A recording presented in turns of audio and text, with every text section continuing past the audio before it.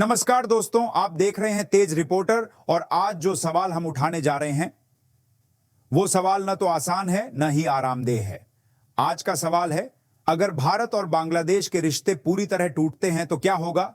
अगर हालात युद्ध जैसे बने तो असली ताकत किसके हाथ में होगी? और सबसे जरूरी सवाल, और अडानी इस पूरी जंग में कहां खड़ा होगा? दोस्तों, अक्सर जब भी युद्ध की बात होती है तो हमारे दिमाग में तस्वीर आती है टैंक, सैनिक, बॉर्डर और गोलियां। लेकिन 21वीं सदी का युद्ध इन चीजों से कहीं आगे निकल चुका है। आज की जंग लड़ी जाती है बिजली से, बंदरगाहों से, सप्लाई चेन से और आर्थिक दबाव से। और यही वो जगह है जहां एक नाम बार बार सामने आता है, अडानी ग्रुप।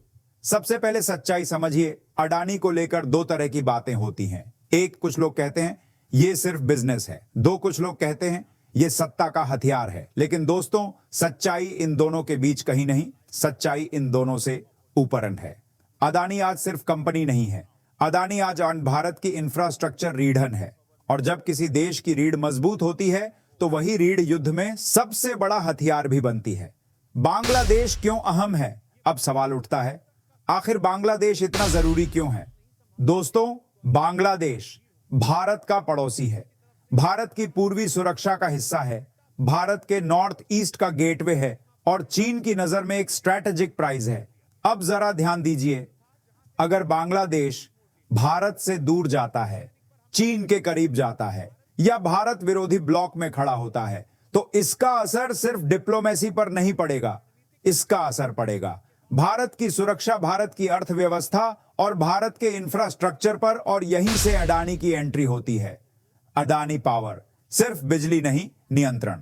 दोस्तों, बांग्लादेश आज जिस बिजली पर चलता है उसका एक बड़ा हिस्सा भारत से आता है और इस बिजली सप्लाई के सबसे बड़े प्लेयर्स में से एक है अडानी पावर।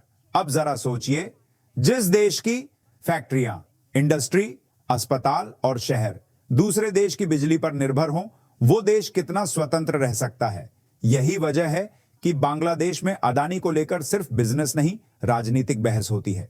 कुछ लोग कहते हैं ये आर्थिक सहयोग है, कुछ कहते हैं ये भारत का दबाव है, लेकिन असल में ये है इंटरडिपेंडेंस, यानी ऐसी निर्भरता जिसे तोड़ा नहीं जा सकता, सिर्फ बैलेंस किया जा सकता है।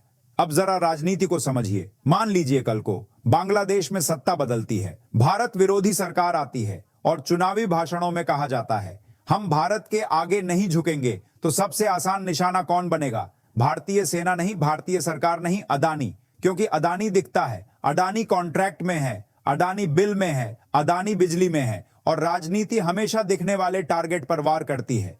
लेकिन यही सबसे बड़ी भूल होती है। बहुत लोग सोचते हैं सरकार चाहे तो कॉन्ट्रैक्ट रद्द कर देगी। दोस्तों, ये कोई लोकल ठेका नहीं है, ये हैं 20 से 25 साल के अंतरराष्ट्रीय समझौते, अरबों डॉलर का निवेश, इंटरनेशनल बैंक और गारंटी और ग्लोबल आर्बिट्रेशन। अगर कोई सरकार इन्हें यूं ही तोड़ दे तो परिणाम होगा विदेशी निवेश खत्म, करेंसी पर दबाव, इंटरनेशनल केस और आर्थिक संकट। यानी अडानी को हटाने की कीमत पूरा देश चुकाता है। अब पोर्ट्स की बात करते हैं। दोस्तों, युद्ध हमेशा बॉर्डर से शुरू नहीं होता, अक्सर युद्ध शुरू होता है समुद्र से। बंदरगाह ट्रेड का गला होते हैं, सप्लाई चेन की नस होते हैं और अर्थव्यवस्था की सांस होते हैं। अडानी पोर्ट्स भारत के समुद्री व्यापार का बड़ा हिस्सा संभालते हैं, लॉजिस्टिक्स को कंट्रोल करते हैं और समय तय करते हैं। अब सोचिए, अगर किसी संकट में कंटेनर स्लो हो जाए, सप्लाई महंगी हो जाए, इनफ्लो रुक जाए, तो बिना एक गोली चले देश घुटनों पर आ सकता है। यही है आधुनिक युद्ध। यहां से कहानी और खतरनाक होती है। दोस्तों, अब तक जो हमने बात की वो शांति काल की थी, लेकिन अब सवाल बदलता है, अगर हालात युद्ध जैसे बने तो? अगर बॉर्डर पर तनाव हो, अगर प्रॉक्सी वॉर शुरू हो, तो क्या अडानी सिर्फ तमाशबीन रहेगा? नहीं, बिल्कुल नहीं। युद्ध में न्यूट्रल कुछ नहीं होता। सिस्टम या तो काम करता है या हथियार बन जाता है, और अडानी जैसे इंफ्रास्ट्रक्चर प्लेयर सीधे रणनीति का हिस्सा बन जाते हैं। दोस्तों, अगर आपसे पूछा जाए युद्ध में सबसे पहले क्या गिरता है, तो ज्यादातर लोग कहेंगे बॉर्डर पोस्ट या सैनिक। लेकिन सच्चाई यह है, सबसे पहले बिजली गिरती है। बिजली गई तो मोबाइल बंद, इंटरनेट बंद, अस्पताल संकट में, फैक्ट्रियां ठप और सरकार दबाव में। अब जरा बांग्लादेश को देखिए। बांग्लादेश तेजी से बढ़ती अर्थव्यवस्था, टेक्सटाइल इंडस्ट्री पर निर्भर एक्सपोर्ट बेस्ड सिस्टम, और इस पूरे सिस्टम की जान है लगातार और सस्ती बिजली।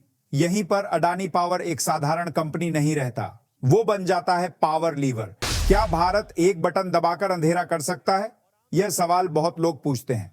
सीधा जवाब नहीं, ऐसे नहीं, लेकिन दबाव बनाया जा सकता है। कैसे? Maintenance, technical upgrade, supply root, fuel, logistics, ये सब चीजें कागज पर बिजनेस लगती हैं, लेकिन संकट में रणनीतिक फैसले बन जाती हैं।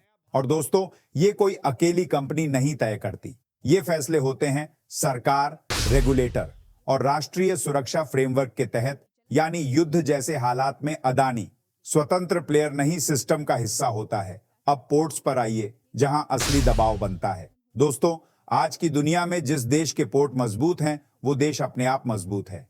क्यों? क्योंकि खाना पोर्ट से आता है, ईंधन पोर्ट से आता है, मशीनें पोर्ट से आती हैं और पैसा भी पोर्ट से आता है। अडानी पोर्ट्स भारत के समुद्री व्यापार का बड़ा हिस्सा, कंटेनर मूवमेंट, बल्क कार्गो और एनर्जी इंपोर्ट। अब सोचिए, अगर किसी क्षेत्र में इंश्योरेंस महंगा हो जाए, जहाज रुकने लगे, कंटेनर लेट हो, तो बिना युद्ध घोषित हुए आर्थिक युद्ध शुरू हो जाता है। और यही वजह है कि वॉर सिनेरियो में पोर्ट्स कमर्शियल स्पेस नहीं, रणनीतिक जोन बन जाते हैं। बांग्लादेश प्लस चीन एंगल सबसे खतरनाक मोड़। दोस्तों, अब कहानी में एक तीसरा किरदार जोड़िए, चीन। चीन की रणनीति बहुत साफ है, पड़ोसियों में पकड़, पोर्ट्स में एंट्री और भारत को घेरना। अगर बांग्लादेश चीन के और करीब जाता है, चाइनीज पोर्ट प्रोजेक्ट्स देता है या बेल्ट एंड रोड का हिस्सा बनता है, तो भारत के लिए खतरा सिर्फ बॉर्डर पर नहीं रहेगा, वो खतरा होगा समुद्र में, ट्रेड रूट्स में और सप्लाई चेन में। और यहीं पर अडानी बन जाता है काउंटर वेट। भारत के पास दो ही विकल्प होंगे, एक खुद आगे आए, दो या अपने इंफ्रास्ट्रक्चर प्लेयर्स को आगे करे। और इतिहास गवाह है, देश अक्सर दूसरा रास्ता चुनते हैं। अडानी पर सबसे बड़ा आरोप क्या होगा? युद्ध जैसे हालात में अडानी पर एक आरोप जरूर लगेगा, ये भारत सरकार का हथियार है। International media, NGO network, social media campaign सब एक लाइन में खड़े होंगे।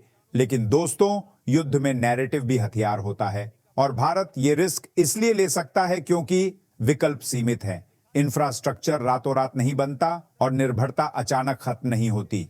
अडानी युद्ध शुरू नहीं कराता, युद्ध का फैसला नहीं करता, लेकिन युद्ध जैसे हालात में सप्लाई कंट्रोल करता है, दबाव बिंदु बनता है और भारत की रणनीति को ताकत देता है। यही वजह है कि अडानी पर बहस सिर्फ बिजनेस की नहीं, राष्ट्रीय रणनीति की बहस है।